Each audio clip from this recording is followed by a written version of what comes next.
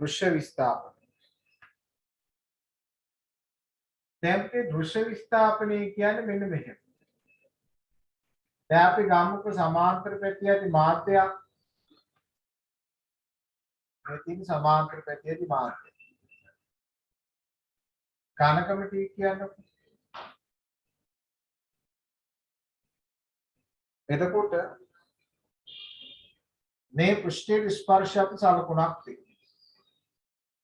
ඒ විදිහ නිරීක්ෂණය කරනවා. ලම්බක යන කිරණය වර්ධනයකින් තොරව. මෙයා අභිලම්බයෙන් යුක්තද යනවා. දැන් මෙහිනම් බලපුවා ප්‍රතිබිම්බයේ පේන මෙන්න මෙතන තියෙනවා. මෙතන තියෙනවා වගේ පේනවා. මෙන්න මේ දුර අපි D කියලා ගන්න. මේ මාධ්‍ය වර්තනාංක ඉන්නවා මෙයා n2 උනා. අපි දන්නවා 2n1 සත්‍ය ගැඹුර මේ දේව දෘශ්‍ය ගැඹුර 2n1 n1 බෙදීමෙන් මේකට දෘශ්‍ය ගැඹුර කියන්නේ මේකෙන් ගන්න අපි දුරමයි ඉන්නේ මෙයා තීරිනදී එහෙනම් n1 වාරයක් තීරිනදී සමාන n2t වරාංගවත් කරන්නේ n1t n1t n2t වාරයක් t දීප්ත කරගන්න n1t n2t n1t එහෙනම් n1d කියන්නේ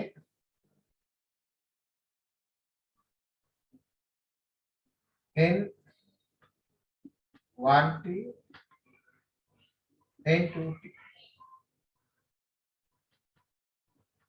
t පිටතට ගත්තොත් n එක රින n දෙක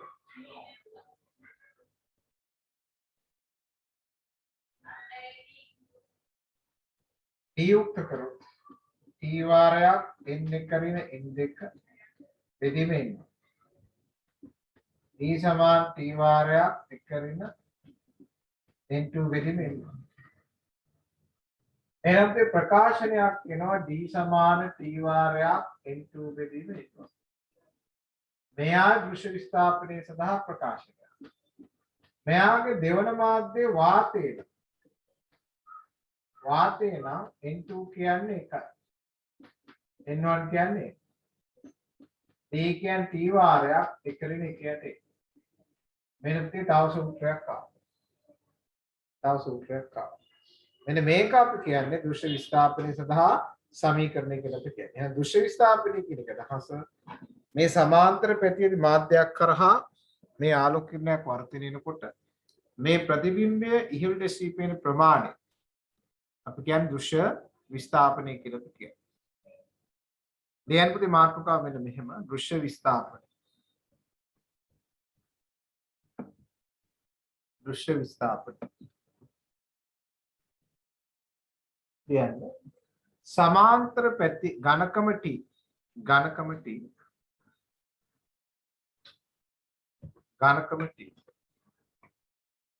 සමාන්තර පැති ඇති වේදුරු කුට්ටියක් හරහා ඝනකම T වන සමාන්තර පැති ඇති වීදුරු කුට්ටියක්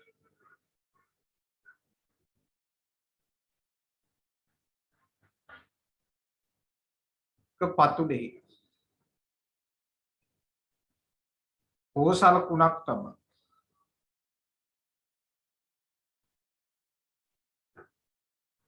ඉහළ සිට පරීක්ෂා කරන අවස්ථාවක් සලකමු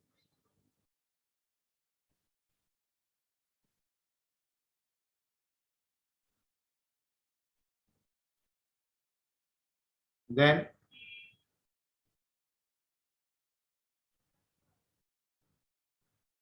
වීදුරු කුට්ටිය දෙස ඉහළින් බැලීම පතුලේ ඇති සලකුණු වීදුරු කුට්ටිය දෙස ඉහළින් බැලීම. පතුලේ ඇති සලකුණු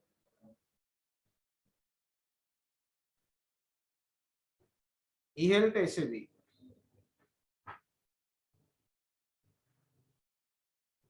පෙනෙන ප්‍රමාණය ඉහළට එසවි පෙනෙන ප්‍රමාණය. ඒ දෘශ්‍ය විස්ථාපනය නම් වේ.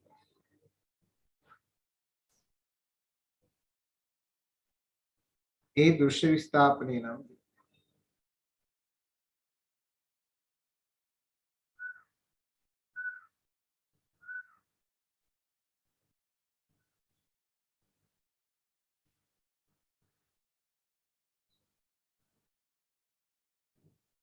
එවිට ඒ දෘශ්‍ය විස්ථාපනය සඳහා ප්‍රකාශනයක්. දෘශ්‍ය විස්ථාපනය සඳහා ප්‍රකාශනයක්. පහත පරිදි ලබාගත හැක.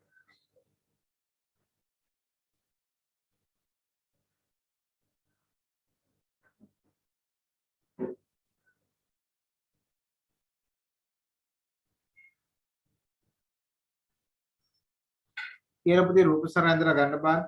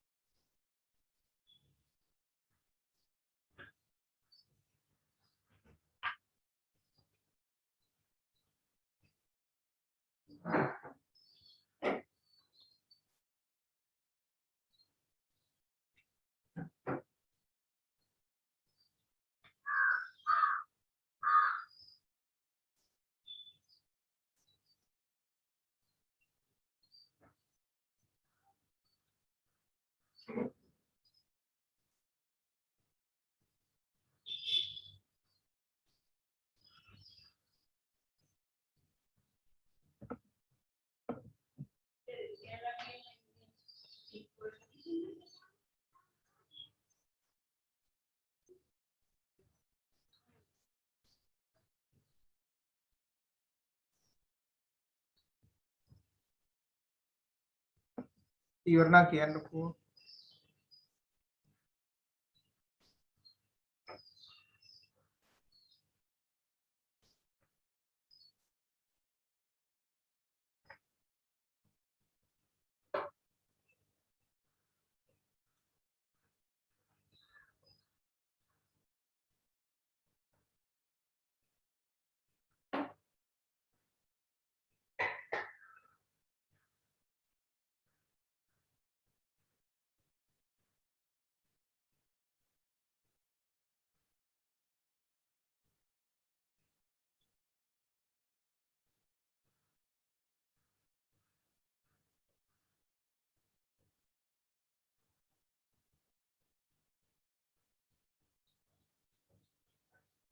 හරි. ඔය තියෙන පුතේ තනි මාධ්‍යයකින් සිදුවන දෘශ්‍ය විස්ථාපනයනේ. ඊට පස්සේ අපිට එනවා පුතේ මාධ්‍යයන් ගණනාවකින් සිදුවන දෘශ්‍ය විස්ථාපනය. ලියන්නකෝ මාතෘකාව. මාධ්‍යයන් ගණනාව. මාධ්‍යයන් ගණනාව.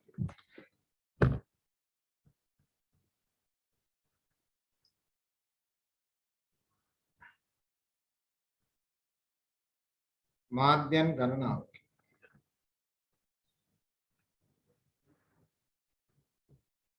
ඇතිවන දෘශ්‍ය විස්ථාපන.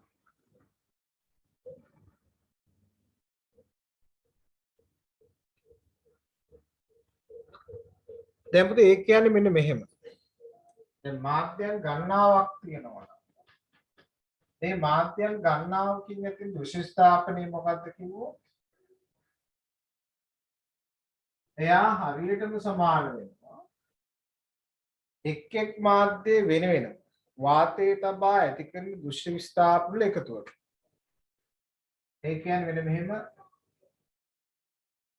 සමාන්තර පැතියේදී මාධ්‍යයන් තුනක් තියෙනවා කියන්නේ. මේ මාධ්‍ය වර්තනාංක n1 මෙයා n2 මෙයා n3 මෙන්න උඩේ නම්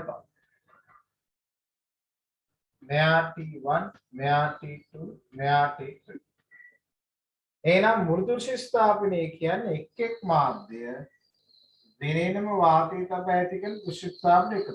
d1 then d2 then d3. d1 කියන්නේ පළවෙනි එකේ t1 එක ලෙකයට එනවා. මෙයා d2 තිබ්බොත් t2 එකරින් එකයට එනවා. දැන් t3 වාරයක් එකරින් එකයට එනවා. මෙන්න මුල්දු ශිස්ථාපනයේ සඳහා ප්‍රකාශ වෙනවා. මාධ්‍යයන් ඕනෑම ගානක දෙකක් තුනක් n ගානක් සඳහා දෘශ්‍ය ස්ථාපනය අපිට හොයන්න පුළුවන්. ලියන්න මෙන්න මේ වාක්‍යය. සමාන්තර පැති ඇති මාධ්‍යයන් ගණනාවකින් සමාන්තර පැති ඇති මාධ්‍යයන් ගණනාවකින් ඇති කරන මුළු දෘශ්‍ය විස්ථාපන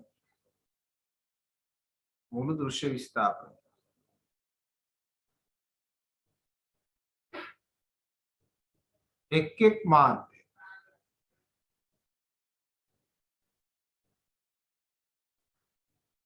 වෙන වෙන වාතයේ තබා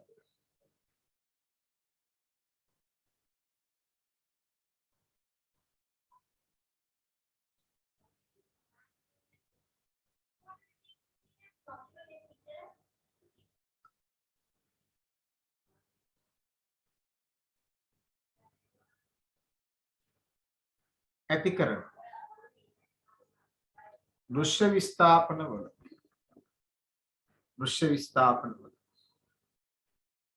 වීජයිකයට සමාන වේ.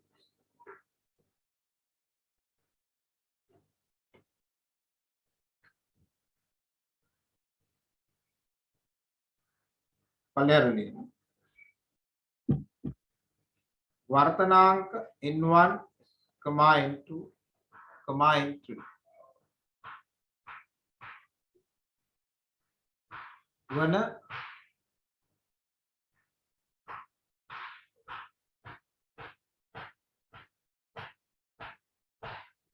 සමාන්තර පැතියක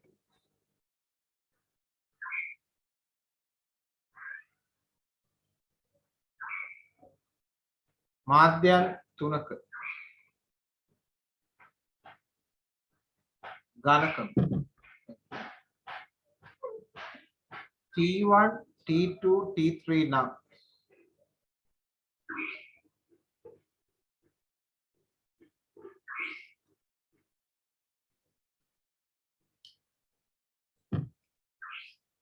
එහි පතුලේ ඇති සලකුණක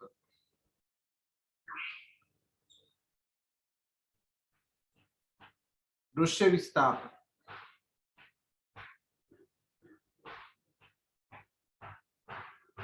පහත ප්‍රකාශනයෙන් ලබා දී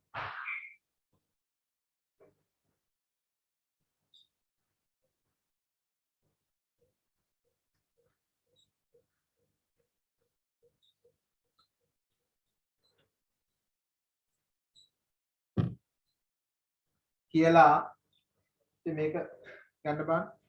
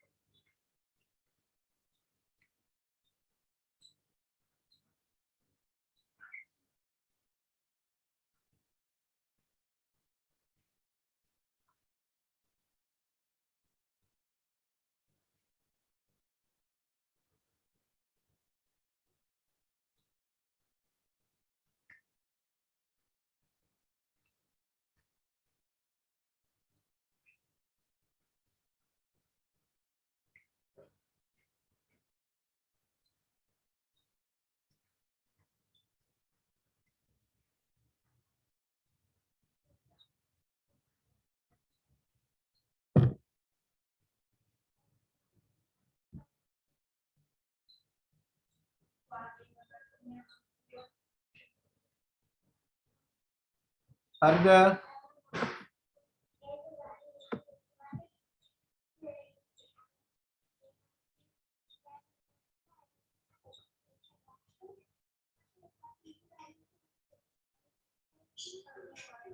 එන්න පුතේ ටියුට් එකේ ගාණාංක 37 ඔය පස්වෙනි පිටුවේ තියෙන 37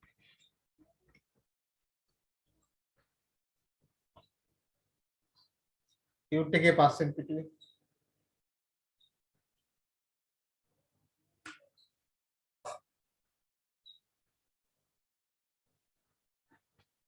මෙයා 1.6 ඝනකම 8යි 4.5ක් ගැඹුරට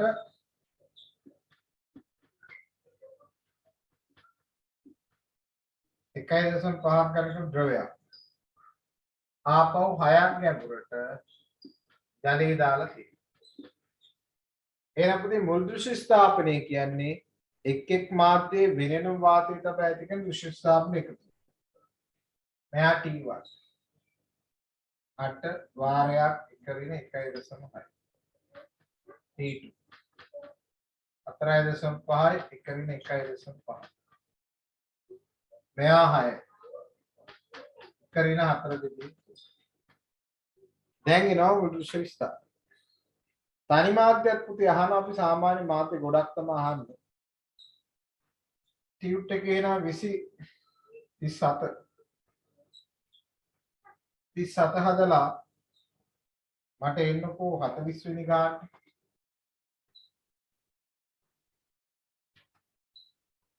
අරන් දෙන්න බාන උත්තර.